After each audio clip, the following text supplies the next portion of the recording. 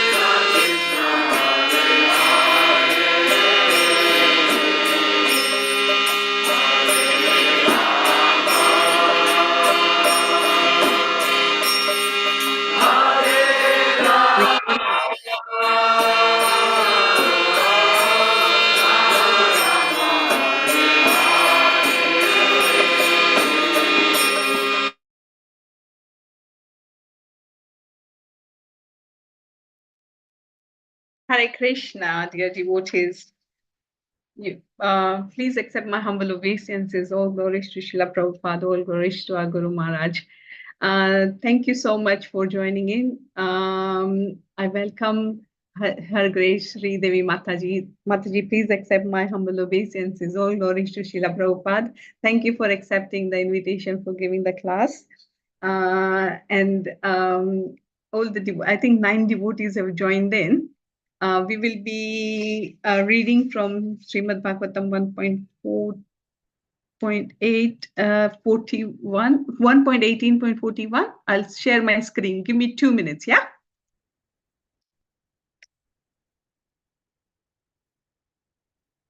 Thank you, Sukavaha. Please accept my humble obeisances. Dear devotees, please accept my humble obeisances. All glories to Srila Prabhupada. All glories to our Gurudevs. We are in the middle of a very interesting part of the Srimad Bhagavatam 18th chapter. The little Brahmana boy, Shringi, seeing the dead snake around his father's neck, gets so angry and completely loses his sense of discretion, discrimination, whatever little bit he possesses, and becoming, as Prabhupada says, a puffed up upstart, he curses King Parikshit to death. And we'll see over here how the king is actually in place of the Lord, because he is expected to lead the citizens on the path back home, back to Godhead, which is a very exalted position for a king. And we will see how Srila Prabhupada explains that this was a great mistake on the part of that little boy Shringi. So yes, as Sukava Mataji said, we are on verse number 41. We'll start with the Mangacharan prayers and invoke auspiciousness, as well as humbly pray to all the Vaishnavas to please bless me with their merciful prayers and blessings so that I can do justice to this service today. Vancha kalpatarubhyascha kripa sindhubhya eva cha patitanam pavanebhyo vaishnavebhyo namo namaha. Om namo bhagavate vasudevaya. Om namo bhagavate vasudevaya. Om namo bhagavate vasudevaya. Narayanam namaskritya naram chaiva narottamam devim saraswatim vyasam tato jaya mudirayet. Nashtaprayeshva bhadreshu nityam bhagavata sevaya. Bhagavati uttama shloke bhaktir bhavati naishtiki. So, my dear Sukhavaha, we are on Srimad Bhagavatam, Canto 1, Chapter 18, verse 41. What we have on the screen is Bhagavad Gita 18. Oh, sorry. That's all right. My mistake. That's okay. So, while Sukhava is pulling up the right verse, we will explain to you that the verse we are going to speak on actually speaks about the position of kings in Vedic society, their duties, their responsibilities, and how Kali entered. Kali was waiting for a chance to enter, and he took advantage of this little boy losing his sense of discretion, discrimination, come inside and spoil everything. And Prabhupada says the whole social order has become disrupted from that point with the downfall of the Brahminical culture. All the other three varnas also got affected, and the whole society today is topsy-turvy. Prabhupada likes to say it like that. So we are you going to pull up that verse for us, Sukhabaha? Yes. Yeah, I'm just trying to bring that up. Sorry about that. Yeah. It's not on the screen yet. So I'm waiting. I'm just going to share my screen now. Let me know if you can see my screen. Can you see my screen? Yes, now we can. Thank you. Okay. Thank you. Nishamya Shaptam Atad Arham Narendram Sabrahmano Natmajam Abhyanandad Aho Batam Ho Mahad Adyate Kritam. Please scroll. Alpiyasi Droha Urur Damodritaha. Translation and purport by His Divine Grace A.C. Bhaktivedanta Swami Prabhupada, Srila Prabhupada Ki Jai. The father heard from his son that the king had been cursed, although he should never have been condemned, for he was the best among all human beings. The rishi did not congratulate his son, but on the contrary, began to repent, saying, "Alas, what a great sinful act was performed by my son. He has awarded heavy punishment for an insignificant offense." Purport. The king is the best of all human beings. He is the representative of God, and he is never to be condemned for any of his actions. In other words, the king can do no wrong. The king may order the hanging of a culprit son of a Brahmana, but he does not become sinful for killing a Brahmana. Even if there is something wrong with the king, he is never to be condemned. A medical practitioner may kill a patient by mistaken treatment, but such a killer is never condemned to death. So what to speak of a good and pious king like Maharaj Parikshit? In the Vedic way of life, the king is trained to become a Raja Rishi or a great saint, although he is ruling as king. It is the king only by whose good government the citizens can live peacefully and without any fear. The Raja Rishis would manage their kingdom so nicely and piously that their subjects would respect them as if they were the Lord. That is the instruction of the Vedas. The king is called Narendra, or the best amongst the human beings.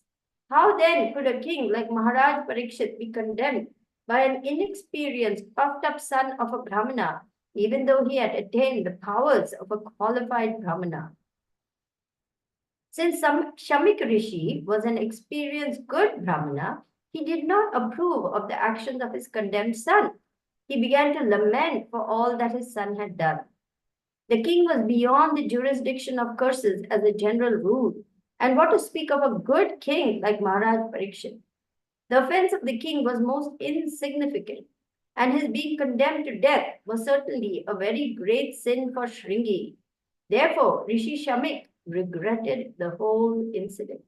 Om Agyanati Mirandasya Gyananjana Shalakaya Chakshurun Militam Yena Tasmai Shri Guruve Namaha Shri Chaitanya Mano Bhishtam Stapitam Yena Bhutale Swayam Rupa Kadamayam Dadati Swapadantikam Vandeham Shri Guru Shri Utapada Kamalam Shri Gurun Vaishnavamscha Shri Rupam Sagrajatam Sahagana Raghunathan Vitam Tam Sajivam Sadvaitam Savadutam Parijana Sahitam Krishna Chaitanya Devam Shri Radha Krishna Padan Sahagana Lalita Shri Vishakhan Vitamscha He Krishna Karuna Sindhu Deenabandhu Jagatpate Gopesha Gopika Kanta Radha Kanta Namostute Tapta Kanchana Gaurangi Radhe Vrindavaneshwari Rishabhanusute Devi Pranamami Hari Priye Nama Om Vishnu Padaya Krishna Preshtaya Bhutale Srimate Candramauli Swami Niti Namini Nama Om Vishnu Padaya Krishna Preshtaya Bhutale Srimate Bhakti Vedanta Swami Niti Namini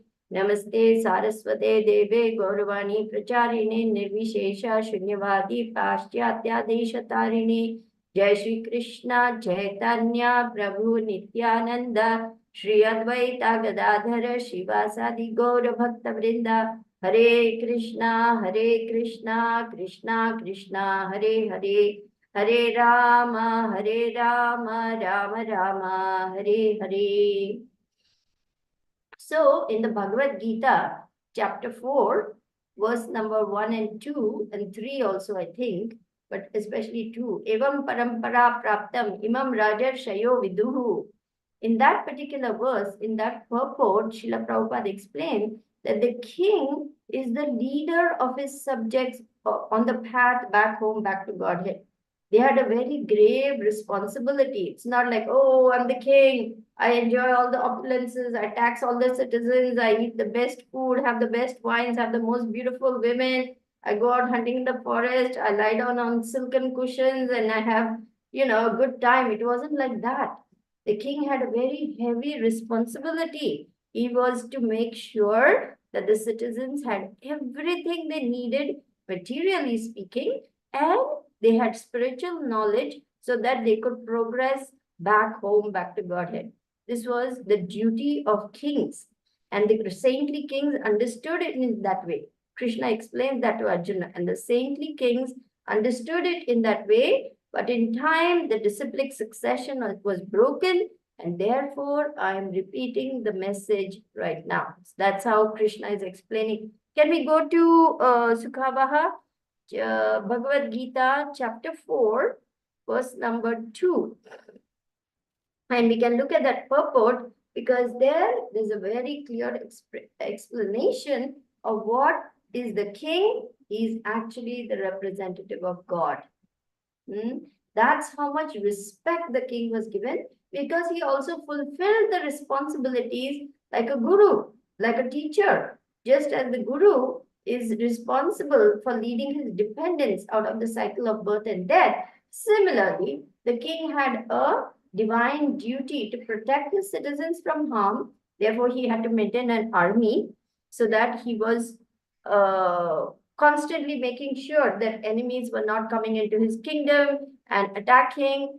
And he was therefore taxing the citizens of the state so that the treasury could be maintained, the armies could be maintained, the farmers could have all the grains they needed to plant the harvest, etc. So, sorry, Mataji, what number did you say? Text number? 4:2. Chapter 4. Chapter 4. Okay, chapter 4. Yeah. Okay. Yeah. That part where Arjuna is being explained by Krishna about the kings. Evam parampara praptam imam rajarshayo viduhu. That's the particular verse I'm looking for. And yeah, that's the one. Imam rajarshayo sa kale neha mahata yogo nashta parantapa. So, the supreme science was thus received through the chain of disciplic succession, and the saintly kings understood it in that way. But in course of time, the succession was broken, and therefore the science as it is appears to be lost. It's clearly stated that Gita was especially meant for saintly kings because they were to execute its purpose in ruling over the citizens. Certainly, Bhagavad Gita is never meant for demoniac persons who would dissipate its value for no one's benefit and would devise all types of interpretations according to personal whims. As soon as the original, can you scroll please? Go down. Yes. Purpose was scattered by the motives of unscrupulous commentators, there arose the need to re-establish the disciplic succession. 5,000 years ago, it was detected by the Lord himself that the disciplic succession was broken, and therefore he declared that the purpose of Gita appeared to be lost. So this great boon to humanity, the Bhagavad Gita, was meant to be upheld by the Rajas. Raj Rishi means what? Saintly king. Okay, let's go back to the original verse. Thank you, Sukhabaha. Okay, fine. Raj Rishi. What is the meaning of Raj Rishi? Raj means king. Rishi means a sage or a saintly person. So Raj Rishi means one who is a saintly king. And Maharaj Parikshit was an exemplary ruler. He was not just an ordinary ruler. He was the pure devotee of the Lord. So we can only imagine to what extent he was protecting his citizens, taking care of them nicely, ensuring the progress, material and spiritual, of all. In those days, because of saintly kings, the rains would fall on time, the earth would yield bountiful harvest, the citizens had plenty in all possible ways. They were well taken care of. There was no scarcity, there was no famine, there was no drought, there was no natural calamities, especially in the time of Lord Ram, because of course he's the Lord himself, but his rule was so saintly that everyone was completely happy, peaceful. There was no thirst, hunger, old age, even death for the citizens at that time, of course, because the Supreme Lord was there. So you can see how the kings had to maintain a very high level standard of care for their citizens by following the Vedic rules and regulations. And Maharaj Parikshit was exemplary in that manner. So much so that Kali had no chance to enter. Kali had no way to come in. Maharaj Parikshit was so vigilant, but he was looking for a way, and he found it through this little upstart Brahmana who decided to use his little Brahma Tejas to pronounce a curse on the king to kill him just because he lost his temper and insulted his father, Shamik Rishi, who was in trance. So, it is said over here, he's the best of all human beings. He's the representative of God. He's called Narendra, and he can do no wrong. Why can he do no wrong? Because he's following the laws of dharma. That's why. But later on, this got vitiated too. In the 1600s, there was one king of England, I don't know, James or this or that, one of them. He declared that he is the divine representative of God and broadcast a divine right of kings. Meaning, basically, I can do anything because I'm the king. But you can do anything is not the way of Vedic life. Just because someone is a king, it doesn't mean they can do anything. It means they have supreme power because they are following the laws of dharma. Without following the laws of dharma, you say, I'm the king, I can do anything. That means what you're saying is, I have all the rights, but I will not take care of my responsibilities, which is why the French Revolution happened. You remember that period in history when the French people were not being given enough food, while the aristocracy was just taxing the citizens and living opulent, decadent lives. And so the people rose up in rebellion and guillotined all the French aristocracy. They actually chopped their heads off after imprisoning them. So this is what happens when the laws are misused for personal sense gratification. So divine right of kings is given to those who rule by divine rules and principles, not for anybody at all. So this king declared, I'm the king, I can do what I want. But then we find that all these kings were then beheaded or dethroned or something or the other. So a king who follows the laws of governance rules is considered a saintly king. And what did this little boy do, Shringi? He cursed him that at the end of 7 days, he would get bitten by a snake bird and die. Such a heavy curse to kill someone. It's not a small thing. So when Shamik Rishi heard that, he was extremely distraught. He said, alas, alas, what has my son done? For an insignificant offense, he has pronounced such a heavy curse, that too on such a great ruler as Maharaj Parikshit. And verse after verse, even before this, if you look at verse 35, 36, 37, 38, in all those purports, can we just scroll upwards to those? If you go on advanced view, Sukhabaha, click on, instead of default view, just click on that button and go to advanced view. You see that one next to page info right on top on the right side? Do you see page info and then do you see default view on your screen? Right on top on the right side. I can't see. Default view. Yeah. Click Advanced on that. view. Okay, yeah. Okay. Now we can just scroll through 35, 36, 37, 38. Okay, fine. I want to point out the particular part of the purport where Srila Prabhupada is explaining that this is how Kali could enter and spoil everything. We can go straight to verse 35. Okay.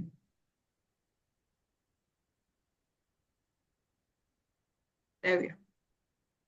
Okay, okay. Okay, just go into the purport, please. Yeah. Yeah. Hold on. That's it. Okay. The personality of Kali Yuga was therefore seeking the opportunity to establish authority, and by the grace of the Lord, he found a hole in the puffed up, inexperienced son of a Brahmana. He had the audacity to punish such a great king as Maharaj Parikshit. So there are many false incarnations after the departure of Lord Krishna from the face of the globe, and they are misleading the innocent public by accepting the spiritual obedience of the general mass of people to maintain false prestige. In other words, the personality of Kali got the opportunity to reign through this son of a Brahmana Shringi. And we can go further down into the next purport, 36, please.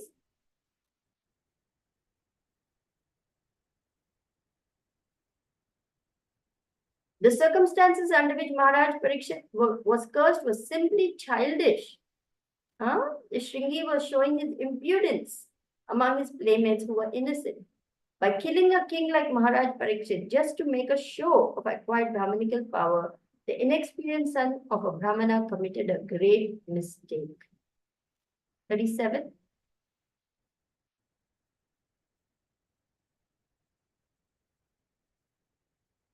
Okay, that's it.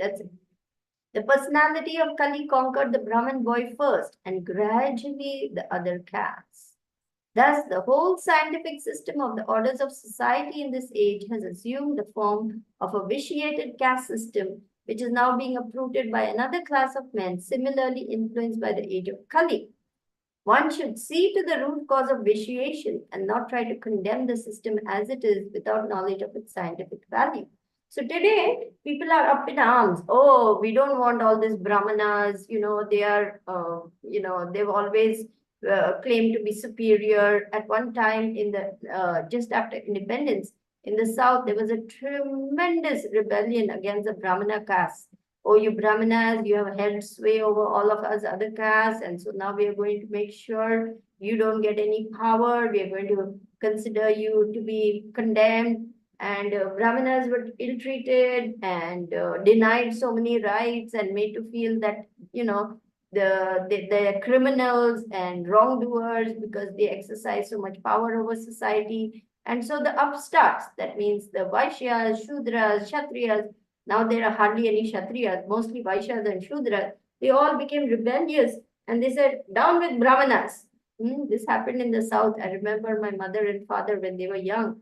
They had to face severe backlash just because they came from the Brahmana caste. But we should not condemn the whole system just because some people vitiated the system by their lack of culture, lack of understanding, and especially in this young boy's case, lack of experience. So because he had the power, he misused it. And when Brahmins misuse power, just as we saw how the kings got beheaded because they misused their power. How many of you know about the French Revolution? You must have studied that in school, right? So we can see how all these things are against Vedic dharma, Vedic laws. And then we have to pay the price when people misuse power for their own sense gratification. So there are lessons to be learned in all this, that even we as devotees of the Lord, if we get a little Brahma Tejas or some little power, prestige, whatever it is, it should not go to our head. And we should not misuse that power, whatever we have been given, to dominate others or to manipulate others or to exploit others or push people around. Unfortunately, this is what happens even in our ISKCON society. So something for us to be very careful of, because we are now just growing up in ISKCON. The time will come when we also will become powerful, because this process itself is very powerful. At that time, we should be very careful that whatever opulences we have received, they are simply to be used in service of Krishna and not for my personal sense gratification. If we keep to this and have no personal motivation in carrying out our services very faithfully to Guru and Krishna, then we can usher in a new era of genuine Brahmanas, genuine Vaishyas, Shudras, Kshatriyas, and have what is called Daivi Varnashram society, so that there can be peace and prosperity for all. So, thank you all very much for listening patiently. We can now open up for comments, questions, discussion, realizations, everything.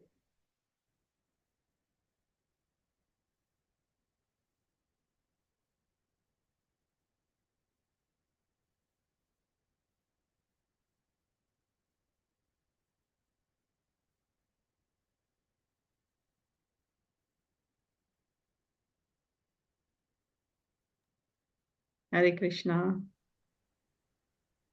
Hare Krishna. Thank you so much. It was such another powerful, very, very powerful class by you. I always admire you for your, powerful classes. It gives us so much of inspiration for this, you know, learning actually. Forget this class giving, but learning, yes, definitely. When you're talking, it feels, should I just continue listening to you? Please continue talking. But no, that's amazing, amazing. Thank you for Thank you. encouraging me, Sukhava. I greatly Thank you so appreciate much. the kind words of appreciation. No, devotees, please can you put your videos on? It'll be really nice for Mataji to see you. And Vrishabhadas Prabhu will raise his hands. Prabhuji, do you want to ask a question?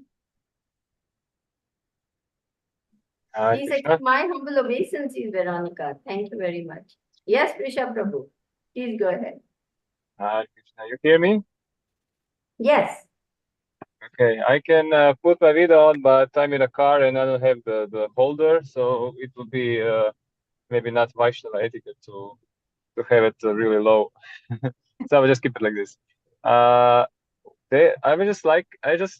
was contemplating about the point you were mentioning about the king not being, how to say, you cannot accuse him of anything that he does wrong. And then I was thinking how doctors, he's an operation, and he is trained, he is well educated, he has a good reputation, so he's trying to save a life. But it can happen many times that the doctor can make a mistake on the operation can be a failure, the result of the operation can be a failure.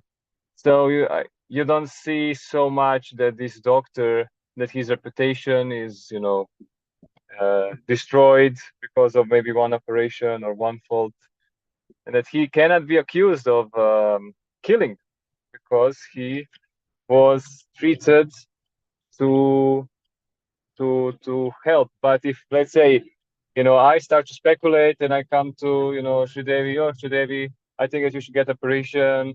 Maybe I can, do the operation. I don't know. Maybe I can just figure it out myself. Then, yeah. And if something goes wrong, then I'm gonna end up in jail because you're you're just doing nonsense. You're not the doctor. So did I get this correctly? So is this the way how we can understand this point? Yeah, because the doctor is acting in good faith. He is not out to kill the patient. He is out to save the patient's life or to give him relief from some distress. And he makes his best efforts with all the knowledge, with all the training, with all the experience, with all the skills he has at his hands. He is trying his best. If, in spite of all that, some mishap occurs, that's why in India, especially, because people know ultimately it's in God's hands, they say, Bhagwan hamare saath nahi the. They will say something like that. Because I used to be a doctor and I had so many times patients dying, the relatives would say, Kya kare, hamara naseeb hai. Meaning, what to do, this is our fate.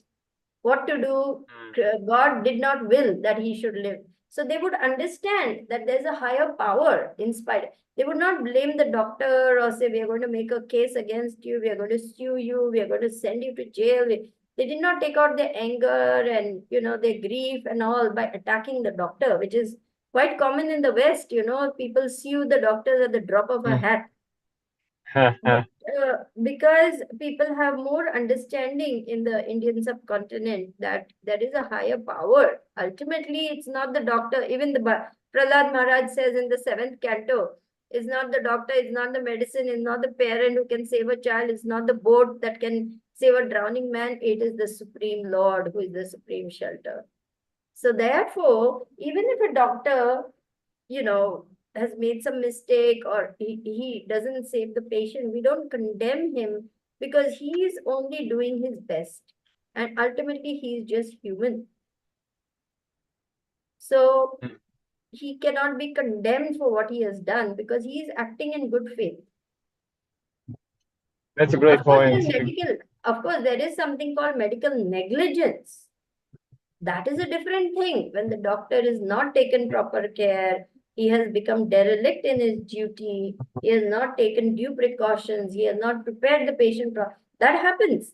And he is definitely to be, punished for wrongdoing like that. But we are talking in general. When a doctor has done his best and still the outcome is not good, he is not condemned as a killer. Thank you very much. I think it's the same thing with, I don't know, generals in the armies, sending troops and, the whole divisions can die.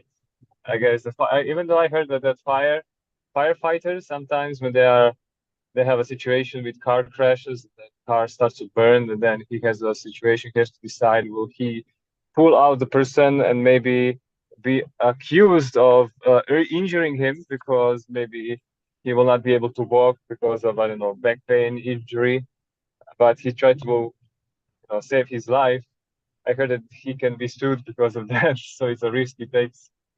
Yeah, thank you very much. Everything is pretty crazy these days, Rishabha. First and foremost, these generals who are sending their armies and whoever, they are sitting cozily in their offices in bunkers, safe and sound, and they're sending all the poor innocent soldiers into an un-Vedic war. This is not a righteous dharmic war. This is just done at the instigation of lusty, greedy leaders who just want to usurp someone's. So the whole thing is from start to finish is wrong. And they're going to get implicated for these sinful reactions. They're not going to get away. They're going to incur heavy negative karma. Heavy. So in this case, we cannot say, oh, the generals, they have sent the people to war. If the soldier is killed, he should not be, condemned. In this case, he is going to be condemned because he has started off, he is doing the wrong thing and he is sending the soldiers into a wrong battle. So he is responsible. It's so interesting that today you see how the degradation actually is my last comment because I think there many devotees have questions. You can see how the degradation goes like this. So you have a proper system in place, and then the system starts to be misused, and then let's take out the system all itself. So therefore, vigilance, there is a saying, the price of freedom is eternal vigilance. Whatever we have, if we don't take care to preserve it, we will lose it. So if there's a nice system in place, then the leaders have to see that it is being well maintained or even improved on. What did Prabhupada tell us? At least maintain. First he said, try to expand. But if you cannot expand, at least try to maintain. This is called society. But at least try to maintain means what? We have to struggle against the material energy because it is so strong, it is pushing us in the opposite direction. So even to maintain what we have to push. We can't just sit back and say, oh, ISKCON will run on its own. Everything is in place. I don't have to do anything. No. The price for keeping ISKCON as it is eternal vigilance to see that there are no deviations, there are no wrongdoings, that leaders are living up to their responsibilities. Every one of us has to be vigilant to make sure ISKCON keeps growing. Everyone. Yeah, Thank you. that's so true. Thank you so much. Thank you, Vrishabha Prabhu, for your analogy, which was really nicely explained. I hope this answer helps you. Is it okay? Yeah, thank you. Thank you very much for the discussion. Very, very nice discussion. Thank you for starting it. Thank you. I think Silpesh Prabhu has got some question as well. Yes. Go on, Silpesh Hare Prabhu. Krishna Mataji, please accept my humble obeisances. All glories to Guru Maharaj, all glories to Srila Prabhupada, all glories to assembled devotees. Please accept my humble obeisance, Shilpesh Prabhu. All glories to Srila Prabhupada. All glories to Gurudev. All glories to all the devotees. Haribol. Haribol. Yeah, I had similar thoughts and a similar question I was going to ask as well. As a medical doctor, a lot of them still take the Hippocratic oath, which I think says do no harm. And then obviously, as we've just kind of discussed, like Maharaj often mentions how side effects from drugs are like the fourth cause of deaths nowadays in the world or something like that. And pharmaceutical companies can be corrupt as well in how they publish their studies and cover up side effects, and they're often getting sued as well. Yes. And the doctor is a part of that system. And, you know, like we're saying, we can't put our faith in anyone. We could today, you know, like there is no king that is a rishi, Raj Rishi anymore. There's nobody we can really put our faith on. And like, Yes, today the medical system is just mafia. Pharmaceutical industry, the medical industry, the hospital industry, the whole thing is a big mafia system. And doctors who are genuine are very rare and in between. So when you find a genuine doctor, then you have to just grab him because he or she just becomes part of that system, you know. You just get trained into just doling out drugs. I remember when I was a medical doctor, how many pharma reps would come to my clinic and try to push me to prescribe the latest antibiotic, the latest this, latest. Why? Because they have to make money. Very expensive medicine, very high cost. And I would say, why? When this cheaper and better drug is doing the job, why should I prescribe this one? yes, and today the evidence is that even lifestyle medicine is actually better in the long term for people. You can reverse your health issues just by changing your lifestyle. So there's a lot of evidence for that. But so when we're faced with, you know, we often have to go to hospital to have things checked. I know we can only rely on Krishna ultimately, and you know, this week has been amazing. And I've learned so much about Lord Nrsingadev and how he protects us. Like you said, yeah, but don't what to say, don't allow yourself to get bamboozled into just accepting, you know, whatever is the status quo, or do your research, check with devotees, find out the reputation of that particular place, and actually opting for Ayurveda, homeopathy. I swear to you, I mean, I'm an allopathic doctor. I was trained. I am trained MD. But I am very wary of allopathic medicines because I know the side effects and I know how much harm they can cause, especially in small children. Gurudev has told us on the conference call, if you listen to classes, 15,000 to 30,000 people are killed just for going to a doctor. Yeah. Go figure. Imagine what this so-called medical system is doing. It's just a big racket, you know, money-making racket. That's all it is. And anybody with a conscience, you cannot get away from the fact that it's causing more harm. And the Hippocratic oath says, first, do no harm. Yeah. That was the oath I took. So I withdrew from allopathy. I said, I don't have faith in the system anymore. How can I practice in a system in which I no longer have faith? I couldn't do it anymore. And even now that Gurudev is encouraging me to start practice, I tell my patients, parents, they are all kids, what they will understand. I tell the parents, I'm going to offer you as natural, as simple, as safe medicines as possible, home remedies first, and then only something else, because allopathy, drugs, and in our textbooks, it is said, printed on the page, be ready for side effects and be aware that this could happen. So you're telling the patient right in the beginning, I'm giving you this medicine, but it's going to cause you this. What kind of a system this is? And they're so expensive. Especially for a poor country like India, why we should subject them to this so-called fancy Western system, which is overpriced, overexpensive, and not doing the job and causing harm. No. No, So that's not when right. so when we are referred to a doctor, like we have to go to hospital sometimes with tests and so forth. Obviously, we have to get the checking done.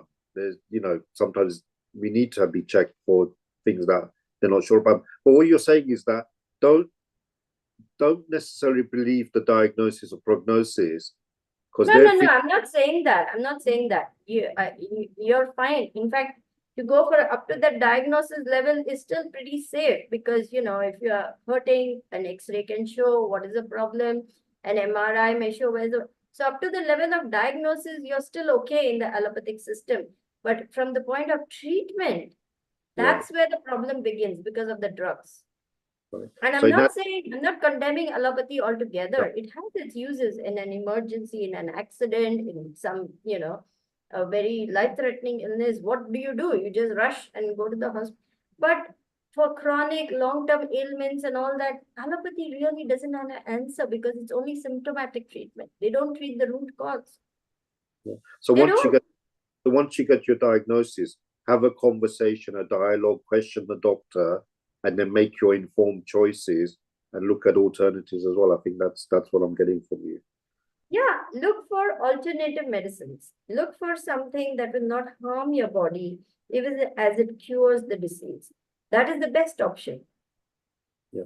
And Even cancers today, it is now understood that the cancer treatment in allopathy kills so many good cells. It's destroying everything in its attempt to kill the cancer cells. So people are opting for alternatives. One young lady whom I met recently in Slovenia, she told me she had breast cancer and she beat it just by changing her lifestyle. She refused to do all that chemotherapy, radiation, this thing, that thing. And when she went back, the doctors were so surprised. They couldn't believe it. How do we deal with a fear the doctor can put into your mind? And they say, oh, if you don't do our treatment, you'll be dead in a year or something like that. How do we deal with that fear and have that faith in following our own? That's why we need to be in touch with devotees. We need to be in touch with good people, good doctors who are treating patients without recourse to such heavy, harmful medications. We need to be connected to those who have gone through it, with other devotees who have faced cancer, whatever it may be, and come through. You need to build that network of support so that you're not, swayed by what the doctors are saying. That's all they know. That's all they know. That's why they talk like that. Sorry for interrupting, but second opinion or third opinion as well is very, very important, Shilpesh Prabhu. Although I'm also in this line, we know that it is better for patient to go and have second opinion. There are certain ethics doctors follow as well, which they have to, and they have to say certain things to patients because it is guidelines apparently, which they have to say that. So it is better to get the second or third opinion. That's what I can tell Can you request a second opinion on the NHS? Yes, you can. You can. Good. Yeah. Good. It's amazing how Krishna has arranged this class today because I have to go to hospital this week, and it's triggered a lot of anxiety and stuff. And it's amazing. No, Lord Nashingadem and Wednesday gave me my fears are disappearing. And like you say, Krishna and the devotees. That is amazing. That is amazing. Thank you so much. Sridevi Mataji has replied you really, really clearly. I wouldn't have because I'm still in this country.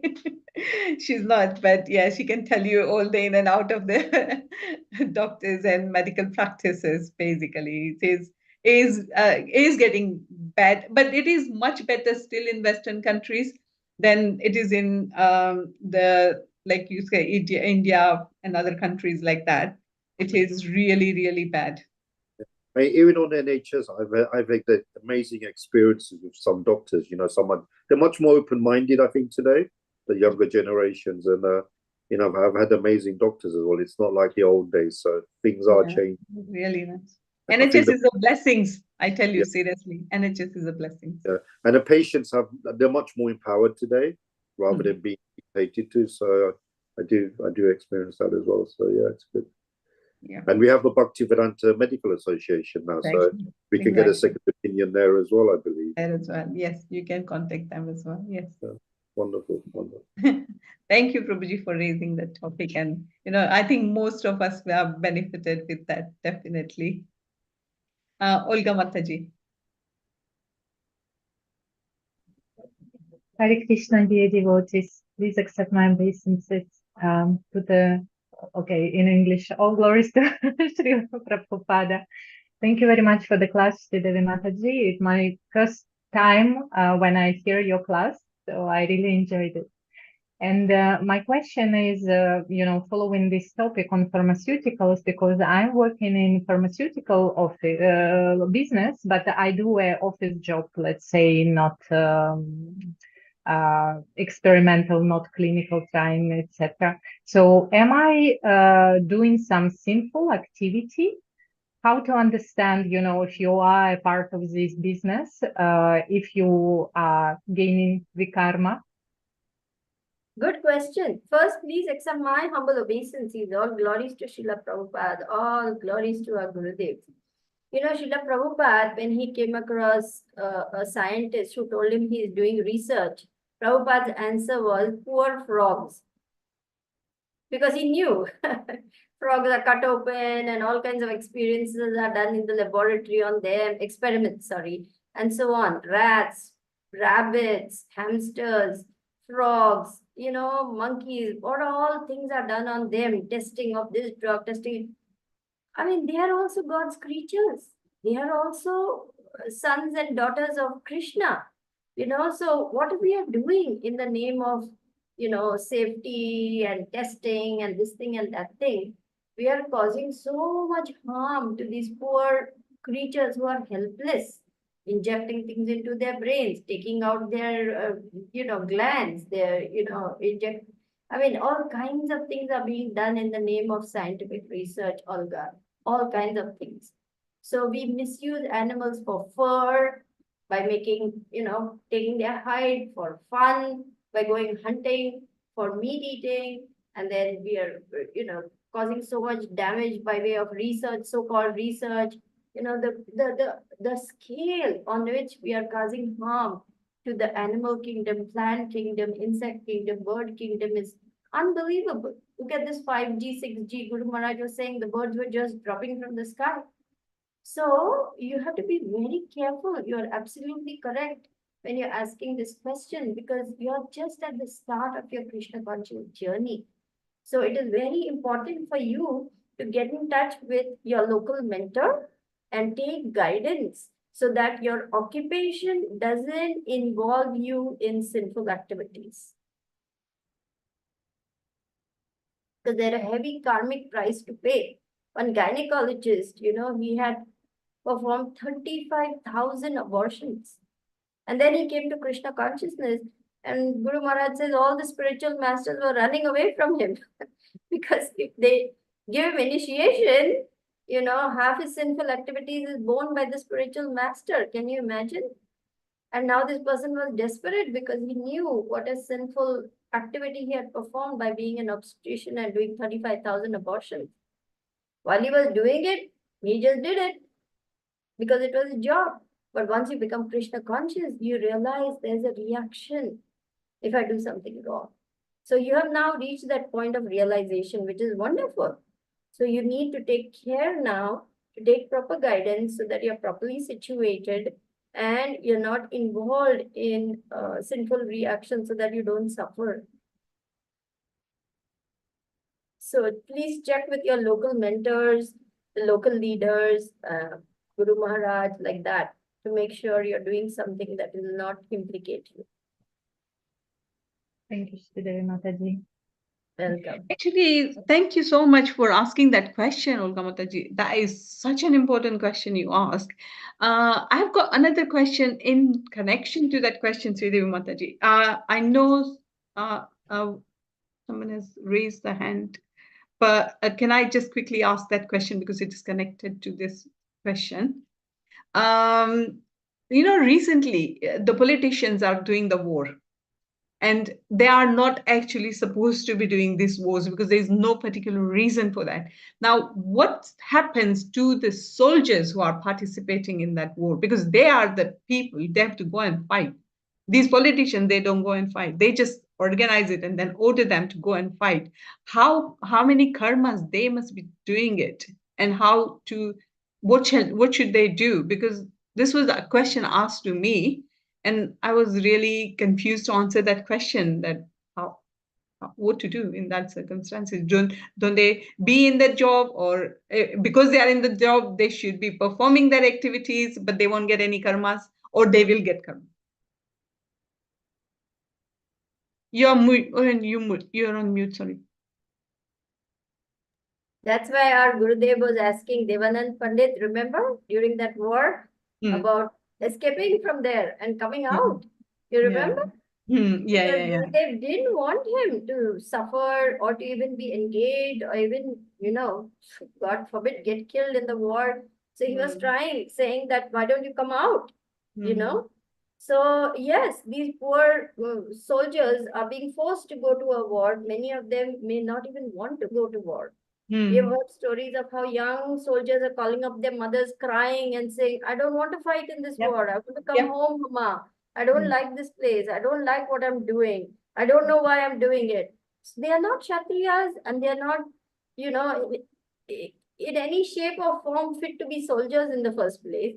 And they're being forced. They're called cannon fodder. Fodder for the cannon. To just go out there and so we are living in such a bad world. We are living in such a topsy-turvy world where everything is just topsy-turvy.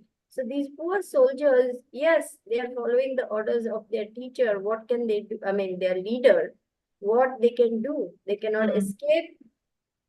They have to carry out those duties. So will they get karma? Yes, they will get some karma. But it will not be as heavy as the leader's karma for making them do that. They will get some karma. That is there. They will get some karma. Because in Bhagavad Gita, Krishna says that like you are performing your dharma, basically. So they are actually doing their dharma because they've taken up that job, and that's their dharma to perform that job. So if you see that way, then you think that they should not be having any karmas, but then you think that this is wrong thing happening. And if you know that this is wrong thing is happening, but you still have to by force do it. I was worried about that, I was just, I could not find out the answer. I said, I'm sorry. Yeah. I could know the answer. You're right. They will get some karma. It won't be so heavy as the leader, because the leader actually gets the karma of the sinful activities. He shares 1/6 of everyone's sinful activity, the leader. So, yeah, we are living in very, very bad time, very difficult times. If the soldier tries to escape, then he is implicated for dereliction of duty. What is that called? AWOL? AWOL? Something like that, yeah. Yeah. Without leave of absence, he has left, absconded without leave of absence, and then they can make court proceedings against him. He will be done for that, So many nasty things. So they are like prisoners, caught this way, that way, both ways, it's hard. So you can see what a difficult time we are going through. Krishna consciousness needs to be spread like wildfire everywhere. Otherwise, but this is Lord Chaitanya is leading, as Maharaj said, Lord Chaitanya is leading all of us. And he wants Prithivite Achayata Nagaradi Gram Sarvatra Prachar Hoibe Marana. So don't worry, the golden age is here, and it will only expand more and more. Yeah, that's the only hope we have got, basically, isn't it? Yes, this is the movement which will save the world in its darkest hour. This is the prediction. Definitely. And it's up to all of us to do our best to make that happen. Yeah, Harinam, Harinam, Harinam eva Kevalam. Kevalam. Hari Bol. Hari Bol. Thank you for clarifying that, and thank you for asking such a lovely questions, because they are, helps us in practical life as well, isn't it? And this shows that how much our Shastras guides us in our practical life. which is written so many years ago as well. It's not just a story, just, oh yeah, this story was told and that story was told. It is actually such a deep meaning. It's so in depth with Srila Prabhupada's mercy of writing these commentaries for us, isn't it? And the devotees like you for explaining it. Thank you so much.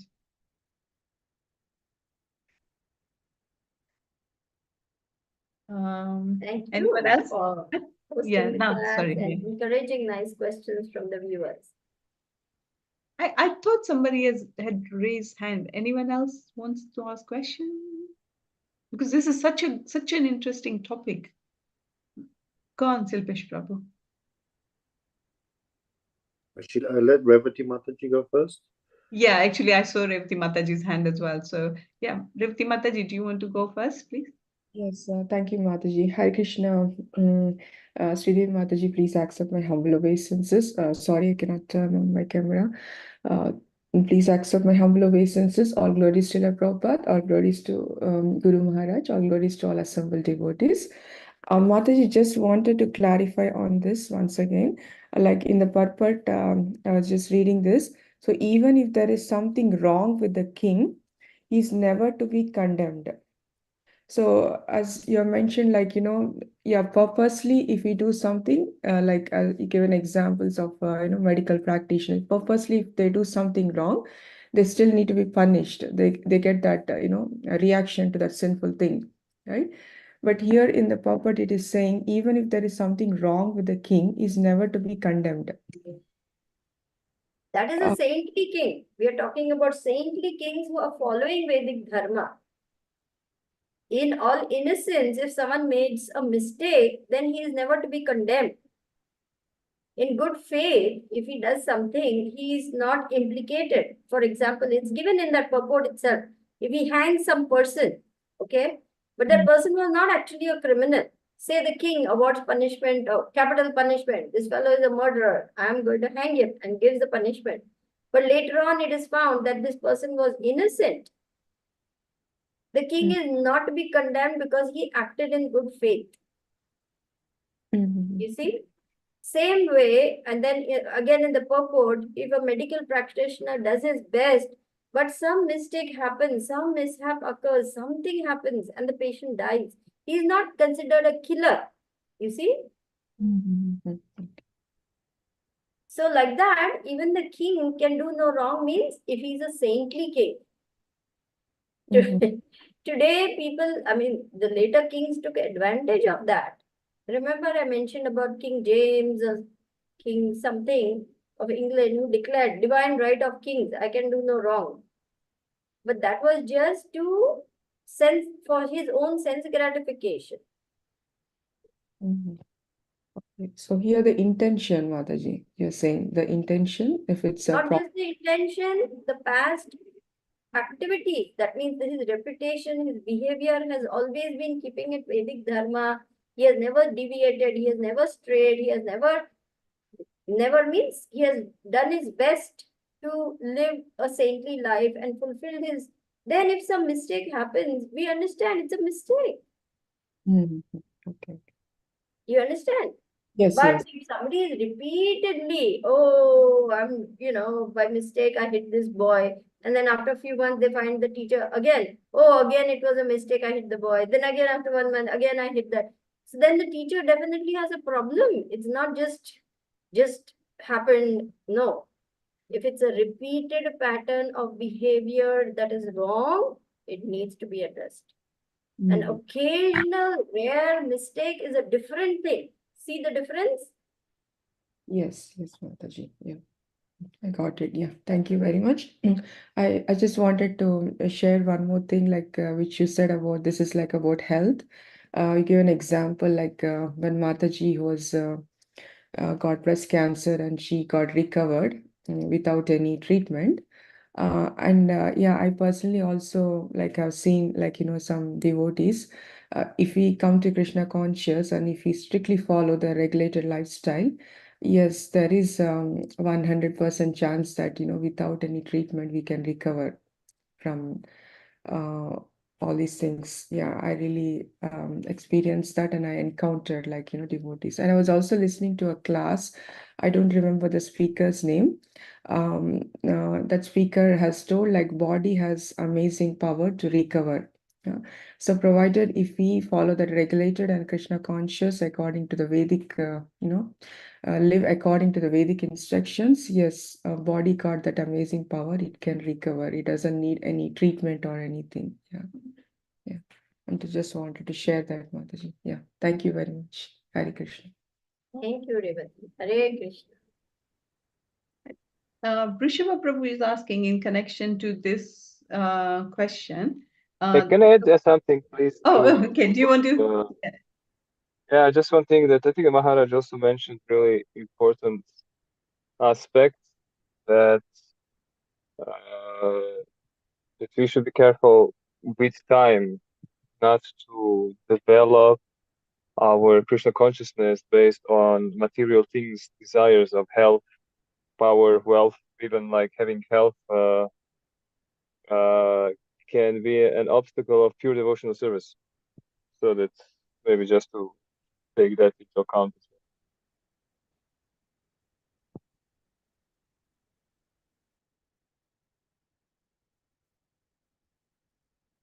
So what are you trying to say, Prabhu? I don't quite get what you're trying to say. I was just reflecting on the sentence of Maharaj saying that we we want to, the topmost bhakti yoga is to develop anya vilasitam sunyam, means without any desire for anything material, which would mean even health in the long run. In the long run, not to do bhakti yoga or Krishna consciousness for the sake of health, but if it comes, great. We are grateful. We can use it for more to Krishna, but not to. It's really tricky to. It's really tricky with as a preacher when how to balance and how to kind of adjust the preaching so that you do not give persons a wrong idea about pure devotion services, what Bhakti Yoga is about, because then they can have this mindset for like many years in the Bhakti Yoga, and it can stop them from pure devotion service, from preaching, from taking transcending the modes. They can actually just be, aiming for the mode of goodness. It's a tricky. I still didn't figure out how to use it properly. I don't know. Sridevi, please correct me. What I'm understanding is you're expressing some difficulty in convincing people about pure devotional service vis-a-vis their health. That not to go overboard and be so focused on one's own health. Is that what you're saying? It's yeah, because okay, in a sense, I also have an example of a young person. He has epilepsy, and he finds it really difficult to practice Krishna consciousness. So, in a sense, yeah, if you follow the four regular principles, your body will come in shape. If you start to meditate, chant nicely, your mind will come down. If you start to be regulated, early rising, and everything, it will also have an influence on your psychophysical level.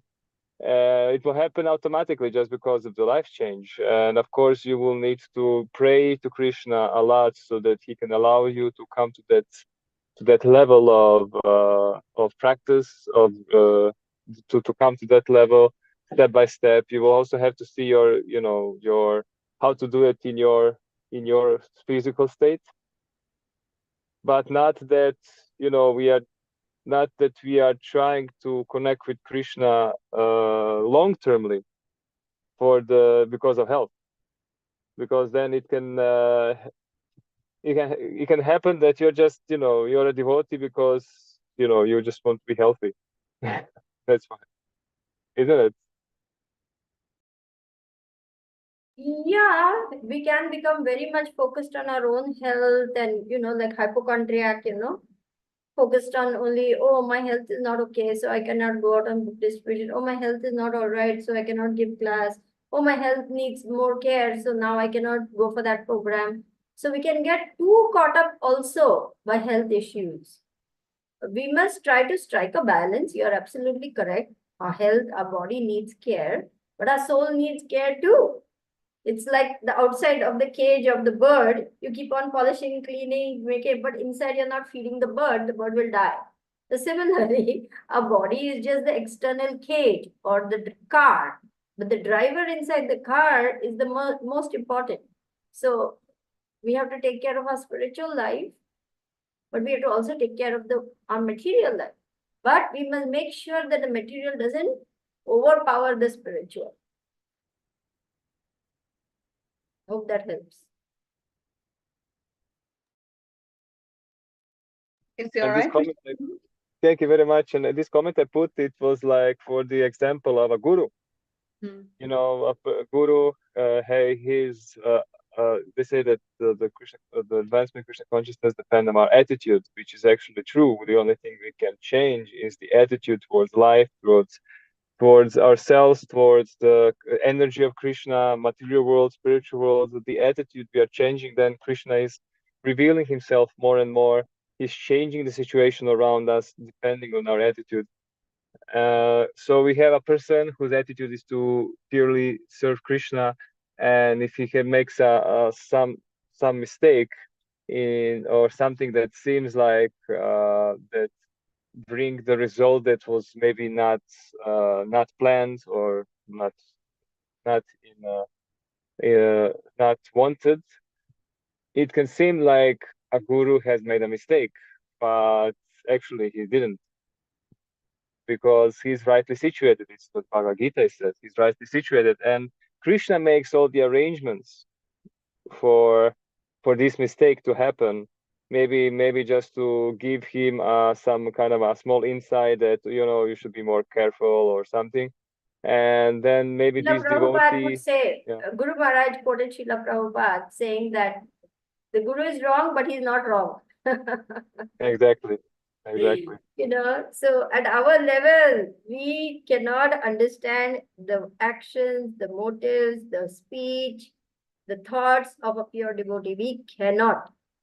We simply have to accept that our level, our teeny tiny brains are unable to comprehend all these things, and just humbly submit to the spiritual master, begging for his mercy to clear our foggy minds and gain some little understanding. Let me give you an example, because this is something that we can say, okay, but then how will we be sure that I'm doing this fanatical? Of course, we have senior devotees who are on a much higher level which confirm this. But just the other day, there was a situation where somebody was speaking about our spiritual master, and this person was mentioning how there was like one disciple was cooking for Maharaj, and Maharaj was being really particular about something, and this disciple, it was too much for this disciple, and she started to cry. And but now, of course, she's fine, and she's in India, and she's like doing great. So somebody from external, they will look like, oh my God, like, oh, this spiritual master, if you compare it to other spiritual master, he's giving such a headache, this and that. But I was explaining to them, no, you have to understand, this is the disciple of a guru, and the guru sometimes take something that like some detail. It's a detail to humble us, to make us surrender, to make us to understand that we don't know what we are doing, and that actually we need to take a shelter. And the Made example her that they cry, and someone comments on that, they don't know what they're talking about. I have personally heard Gurudev telling me about one of our god sisters saying, and I told her, if you don't stop this, I'll slap you. Telling me this. I said, okay, Gurudev, whatever it takes, because he is interested in saving your soul. He will do whatever is required to save your soul. We must understand this. The Guru doesn't have any personal agenda. He has come from the spiritual world simply to save the conditioned fallen souls from this ocean of material existence. So if he sees that the disciple is again going to go and again fall down into the ocean, he's going to do everything he can to save that soul. And thankfully, that girl, she actually listened and saved herself, because what if you don't listen to the Guru? Then what can the Guru do? And then we develop selective hearing. One girl, Yashovati Mataji, explains, one young disciple of one Gurudev, she wanted to marry some boy. And that Guru told Yashovati Mataji, I want you to be in on this conversation when we meet this young couple. And this young lady was trying to convince her Gurudev, he's very nice, he's very good. Does he have a job? No. Oh, he's this, he's that, he's that. Can he sustain your married life? No, but like this. So it was very obvious that the boy is not suitable, but this girl was so besotted with him. She was like, I want to marry him.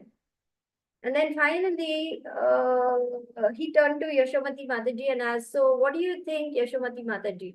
So Yashovati Mataji being, a little more, gentle and wanting to be a little soft on the girl, said, I don't think you should rush into marriage. Maybe it's good to wait for, 6 months and see how, he can take responsibility, etc., etc. Like that. And then she asked Guru Maharaj, but Maharaj, what do you think? And Maharaj, her Guru Maharaj, he said, I don't think she should see him at all ever from this point on. Haribo. Making it very clear this is not suitable match for you. And you know what, this girl, she goes outside. Can anything be more clear than this? She goes outside and she tells Yashovati Mataji, my Guru Maharaj, he's such a jokester. See how he was joking with me. So you see, we develop selective hearing. We decide to hear what we want to hear. So this is a very, we are so conditioned, we are so fallen that we really have to beg for the mercy of Gurudev. Gurudev, save me from my own stupidity. Save me from my own conditioned nature. Give me the intelligence to understand that you are my best well-wisher. And whatever bitter pills you give me, I'm going to swallow them so that I can get better. Gurudev has given me so many bitter pills, Bishop. Oh, Jai. And You every can have a time like this, and swallow them. What to do? Let's have a But bitter club. Yeah, bitter pill. And one time I remember getting so angry with him. Remember in the disciples meeting, he said, and some of my disciples get angry with me also. Yes, Sridevi, remember he said that in the disciples meeting? And I said, yes, Gurudev. Because at one point I was at such a difficult point in my journey and I was so mad. I was so upset. I was feeling so exploited and cheated and this and that. And I wrote to Gurudev, look, these people are doing this. Look, they are doing that. He is doing this. He is doing that. And you know what Gurudev replied? Chant, chant, chant, chant. First line. Second line, chant, chant, chant, chant. I couldn't believe it. I was Haribo. furious. I was so mad. I said, I want you to straighten them out and you're telling me to chant? What is this? I was so angry. I was so upset. I was fuming for 24 hours. How Guru Maharaj can give me this instruction? But then I knew I'm at a crossroads. If I don't listen to him, I'm not going to make it. In this lifetime, again, it's going to be the same old story because I've had blocks in previous lifetimes, I've done Guru Aparad and so many things. So I knew I have come to a crossroads. If I don't listen to him, I'm going to again fall back into the old. So biting my lips and swallowing that bitter pill, I decided to chant. And I'm so thankful today that Gurudev gave me that bitter pill to chant, chant, chant. It saved me because he knew even worse was to come. And if I had not taken that instruction, I would have drowned. I would have been finished. I would have been finished. So Guru knows everything and he is there by Krishna's arrangement to guide us back home, back to Godhead. We have to understand he's our best well-wisher and say, thank you, Gurudev. Thank you for saving me. Now you guys understand why Sridevi is so powerful. Exactly. I was just about to say that this is the mercy Sridevi Mataji has received, and that's why she has got this power. Haribol. I'm not powerful or anything. I'm just trying to explain how much I want that I don't make the mistakes I made in my previous life. Because I have met Gurudev in previous life. In my heart, I know that I did big Guru Aparadh. I lost his lotus feet. I don't want to make that same mistake in this lifetime. True. Thank you for sharing that experience. Thank you so Thank much. you for listening patiently. No. It is learning for all of us, because you have got more experience with Guru Maharaj, and we are like new. We don't know sometimes we need to behave in the way it is better for us. It's like a teacher, when they punish, or a parents when they punish, they don't mean it. They just do it for our sake, make us better. So we have to take that as a Guru Maharaj is like a father anyways. So whatever he says, we have to accept it. It's his mercy. And believe me, the mess I was, Gurudev has tolerated so much. So much he has tolerated me. He says, for tolerating you, I get to go back to Godhead.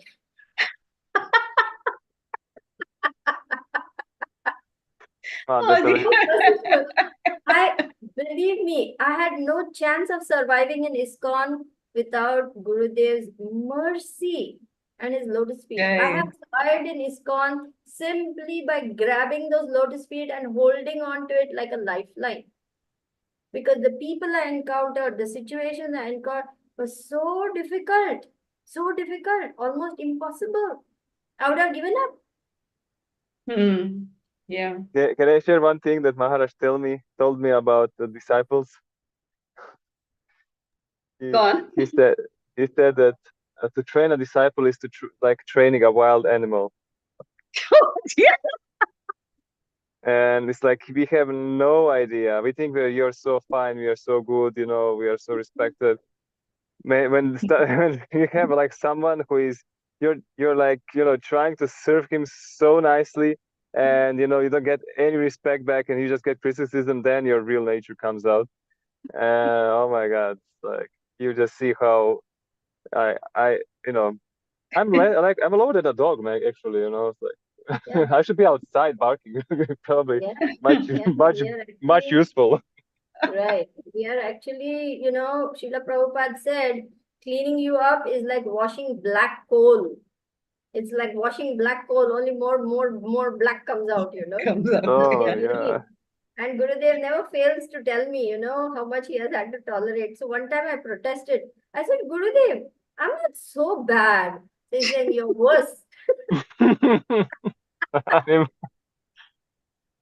Oh my God, that's the nectar. There's the nectar. Oh, thank you so much for sharing these personal experiences. Amazing. I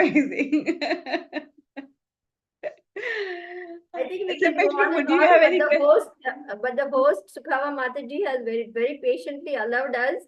But she also has a schedule, and I'm sure all other devotees have a schedule. So, Sukhava Mataji, whatever you decide is fine with us. We don't. Yeah, I just want to check with Silpesh Prabhu because he had raised hand. Do you want to ask anything? No? Are you okay?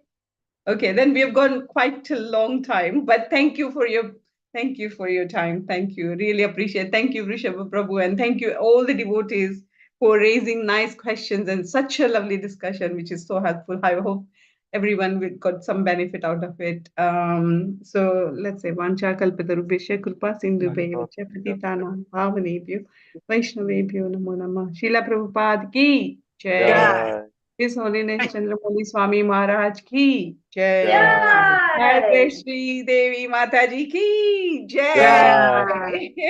Thank you very much for today's class. Srila Prabhupada ki jai. Thank you. Yeah. Thank you all so much for listening so patiently. Please bless me to do more and better to serve Gurudev, to serve all of you. That's all I live for.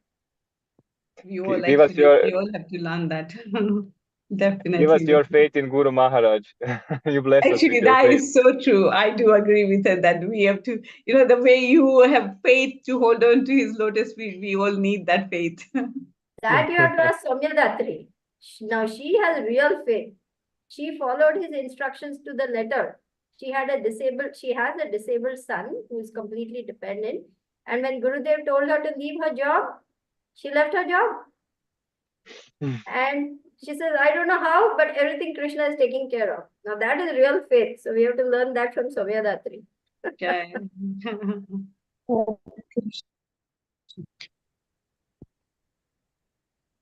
Thank you very much for lecture, and thank you very much for Thank you. Thank you, everyone, for joining in. Hare Krishna. Thank you. Hare Krishna. Thank you. Okay.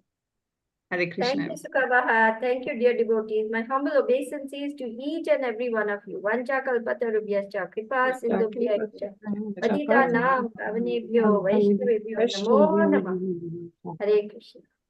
Thank you for tolerating me and making mistakes. Sorry. Hare Krishna. Thank you.